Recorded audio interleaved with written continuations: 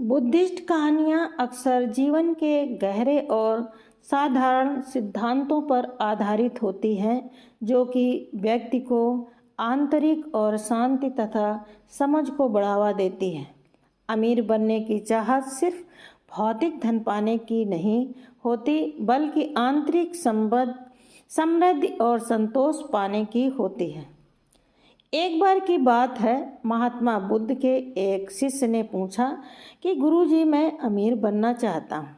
मुझे कोई ऐसा तरीका बताइए जिससे मैं एक बहुत अमीर व्यक्ति बन जाऊँ।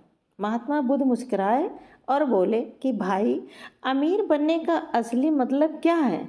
क्या सिर्फ सोना चांदी धन संपत्ति होना ही अमीरी होती है?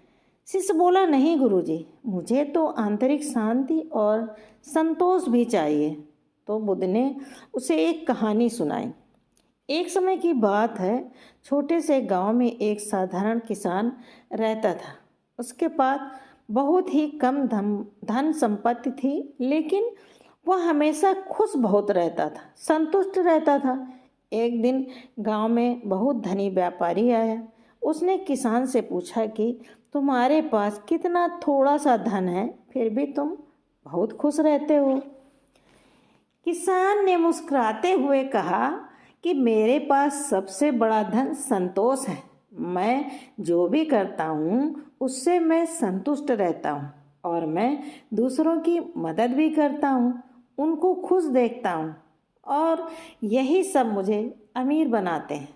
व्यापारी ने बड़े ध्यान से किसान की बातें सुनी और महसूस किया कि उसकी अपनी खुद की अमीरी केवल बाहरी धन पर आधारित है। मेरे पास सोना चांदी तो बहुत है, लेकिन संतोष नहीं है। तब व्यापारी ने समझा कि असली अमीरी बाहरी नहीं बल्कि आंतरिक होती है। बुद्ध ने शिष्य से कहा, अमीर बनने का असली मतलब आत्मसंतोष, आंतरिक शांति प्राप्त करना। जब तुम्हारे मन में शांति होगी तो तुम कुछ भी करोगे उसमें संतुष्ट रहोगे और तुम सच में अमीर हो जाओगे।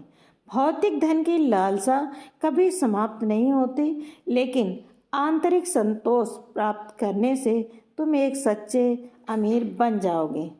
इस कहानी का सार ये है कि सच्ची अमीरी सिर्फ धन संपत्ति में नहीं होती, बल्कि हमारे मन की शांति, संतोष और दूसरों की मदद करने में होती है। जब हम इन मूल्यों को अपने जीवन में अपनाते हैं तो हम वास्तव में अमीर बन जाते हैं।